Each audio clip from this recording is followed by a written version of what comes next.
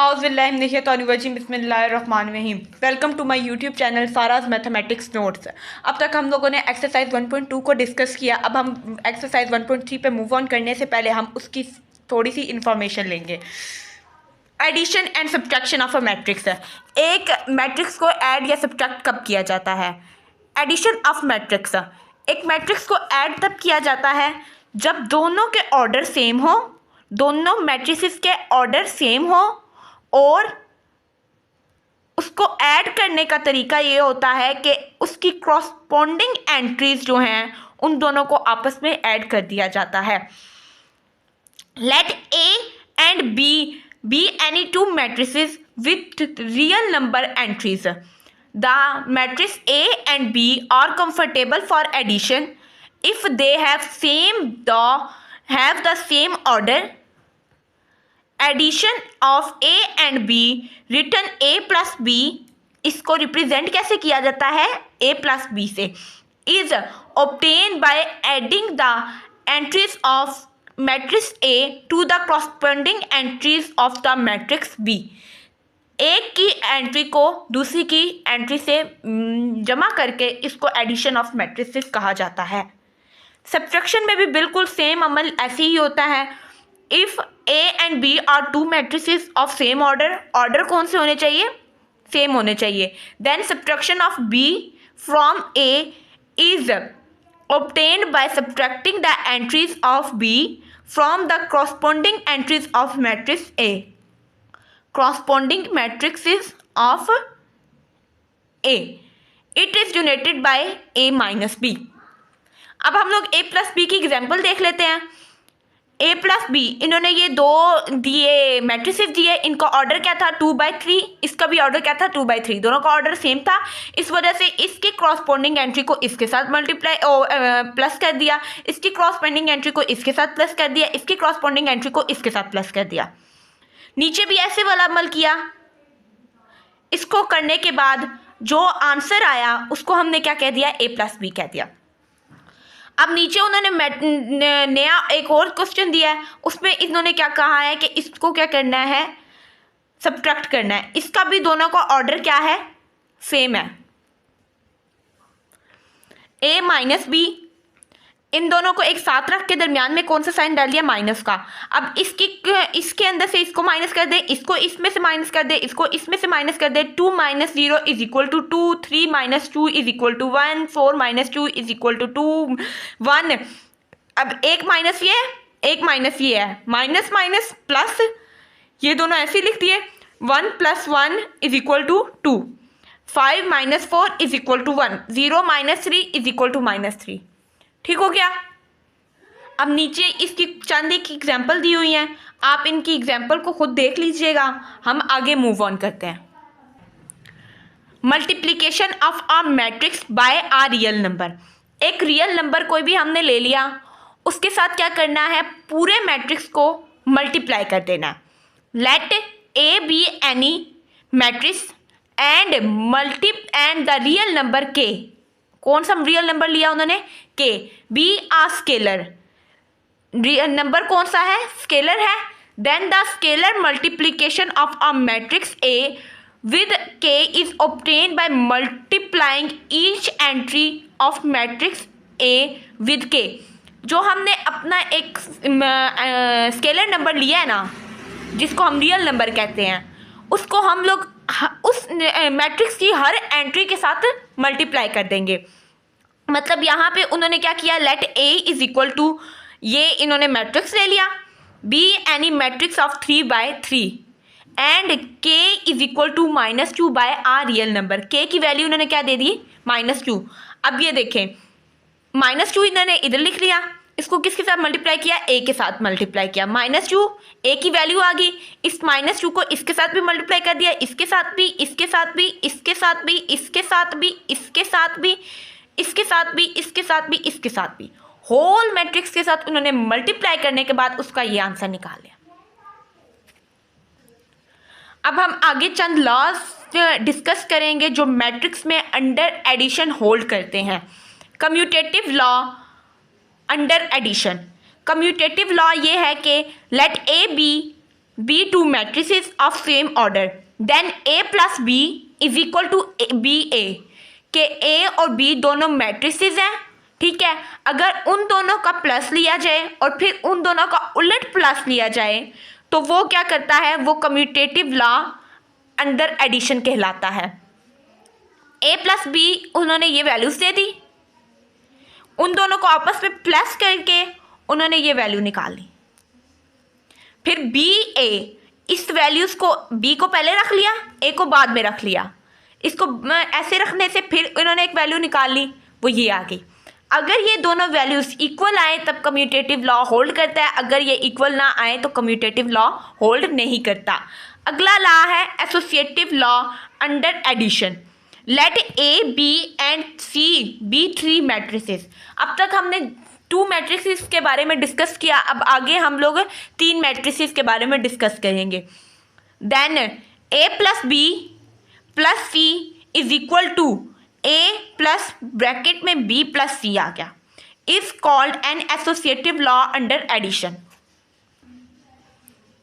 आगे उन्होंने 3 मैट्रिसेस ले लिए, ए प्लस बी को उन्होंने ब्रैकेट में रख लिया। बॉडी मास रूल के ज़रिए उन्होंने सबसे पहले ब्रैकेट वाली वैल्यू को सॉल्व किया, साथ वाली सी जो थी उसको ऐसे ही ले आए, उसको सॉल्व कर इसका जो आंसर आया फिर उसको सी के साथ प्लस कर दिया। सी के साथ प्लस करने के बाद उसका एक आंसर निकाल लिया। ये हो गई लेफ्ट हैंड साइड। फिर क्या किया उन्होंने, ए प्लस बी प्लस सी, फिर उन्होंने ए को ऐसे ही रख दिया, बी प्लस सी ब्रैकेट में थी, बॉडी मास रूल के ज़रिए इन्होंने इसको सॉल्व कर लिया। इसको सॉल्व करने के बाद जो आंसर आया उसको ए के साथ प्लस कर दिया। ए के साथ प्लस करने के बाद एक और आंसर निकल आए। अगर यह लेफ्ट हैंड साइड का आंसर राइट हैंड साइड के इक्वल आ जाए तो वहाँ पर एसोसिएटिव लॉ होल्ड करता है। नेक्स्ट है additive inverse of a matrix. एक मैट्रिक्स का एडिटिव इनवर्स होता है या नहीं। If A and B are 2 matrices of same order such that A plus B is equal to O, O को हम क्या कहते थे, नल। O को हम क्या कहते थे, नल मैट्रिक्स। O को हम किससे रिप्रेजेंट करते, O के लिए हम लोग कौन सी टर्म यूज करते थे, नल मैट्रिक्स की टर्म यूज करते थे। Is equal to B plus A, उन्होंने कहा है 2 मैट्रिसेस हैं, ठीक है। अगर A प्लस बी लिया जाए तब भी उसका आंसर 0 आना चाहिए, B प्लस ए लिया जाए तब भी उसका आंसर 0 आना चाहिए। अगर ऐसा हो तो फिर क्या होगा, एडिटिव इनवर्स होल्ड करेगा। Then A and B are called additive inverse of each other. Additive inverse of any matrix A is obtaining by changing to negative of the symbols of each non zero entry of A। Entries दोनों की same होनी चाहिए, बस पहले वाले का sign दूसरे वाले साइन के निस्बत चेंज होना चाहिए। ए किसके इक्वल है, उन्होंने ए को इसके इक्वल रख दिया, ठीक है। बी को क्या किया, माइनस ए के इक्वल रख दिया। अगर बी जो है वो माइनस ए के इक्वल हो जाए तो उसका आंसर क्या आ जाएगा, ये आ जाएगा। फिर जब ए प्लस बी लिया जाएगा तो बी ये है और ए जो है वो ऊपर हमने फाइंड किया है।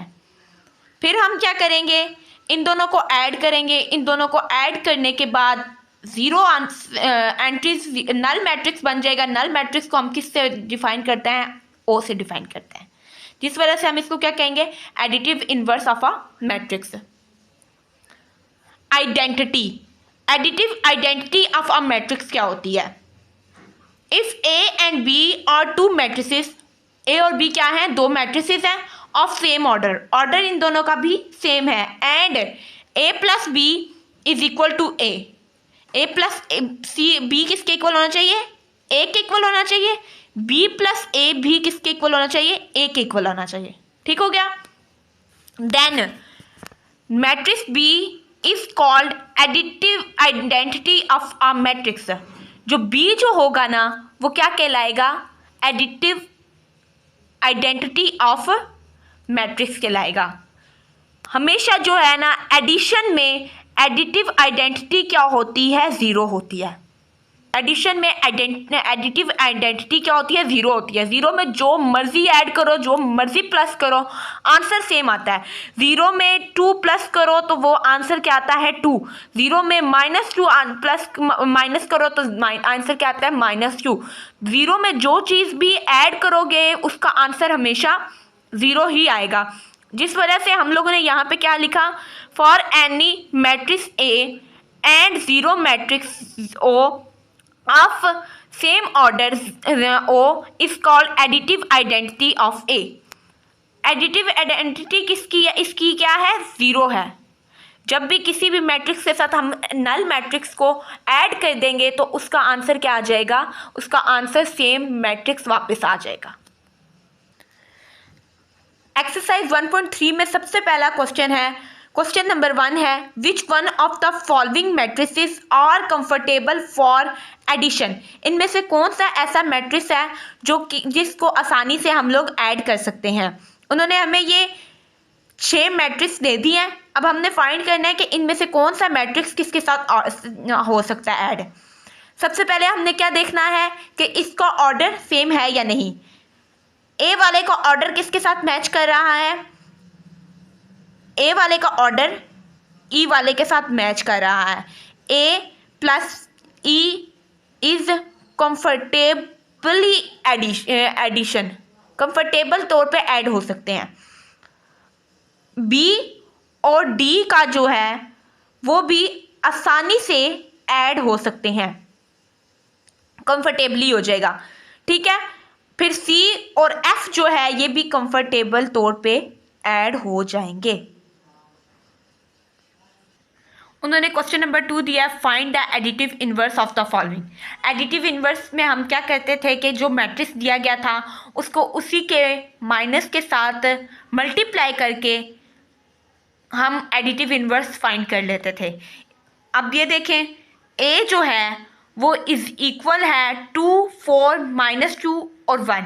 ए को जब हम माइनस के साथ मल्टीप्लाई कर देंगे तो क्या हो जाएगा, -2, -4 +2 -1। इसका ये आंसर आ जाएगा। फिर जब हम इसको ऐसे करने के बाद -a क्या आ गया, -2 -4 +2 -1। अब हम लोग a प्लस -a को करें तो -2, 2 -4 -1 प्लस नो,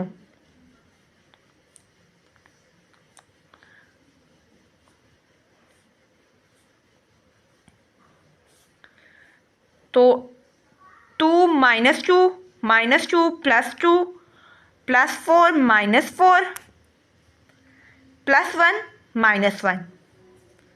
आंसर क्या आ जाएगा, 0 0 0 0। सिर्फ और सिर्फ इस क्वेश्चन में हमें क्या करना है, गिवन मैट्रिक्स को मल्टीप्लाई बाय -1 कर देना है। इधर भी माइनस आ गया, minus minus plus minus plus minus minus plus minus.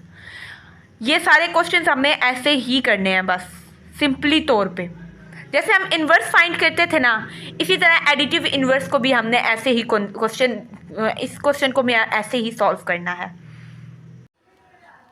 Question number 3 में उन्होंने वैल्यूज़ दे दी हैं हमें ए, बी और सी की, और उन्होंने हमें क्या कहा है, उन्होंने कहा है कि फाइंड करें ये ए प्लस एक मैट्रिक्स दे दिया, बी प्लस मैट्रिक्स दे दिया, सी प्लस मैट्रिक्स दे दिया। पहले 4 क्वेश्चन उन्होंने प्लस के लिए दिए हैं और अगले जो 2 क्वेश्चन हैं उन्होंने स्केलर मल्टीप्लिकेशन के लिए दिए हैं। हम क्वेश्चन नंबर 3 का पार्ट 1 करते हैं।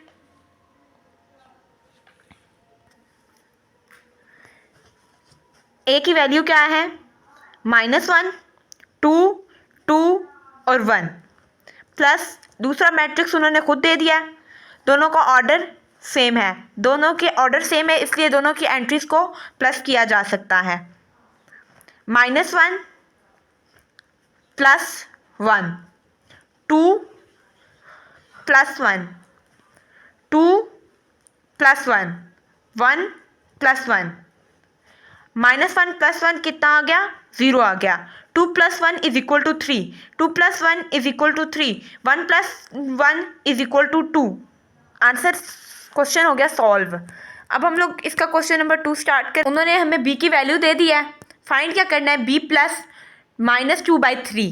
दोनों मैट्रिसेस का ऑर्डर सेम है। b की वैल्यू लिख लेते हैं हम लोग, 1 -1 प्लस -2 3। दोनों को सॉल्व कर लेंगे, 1 -2 -1 plus 3, 1 -2 is equal to -1, 1 -1 plus 3 is equal to 2। Answer आ गया।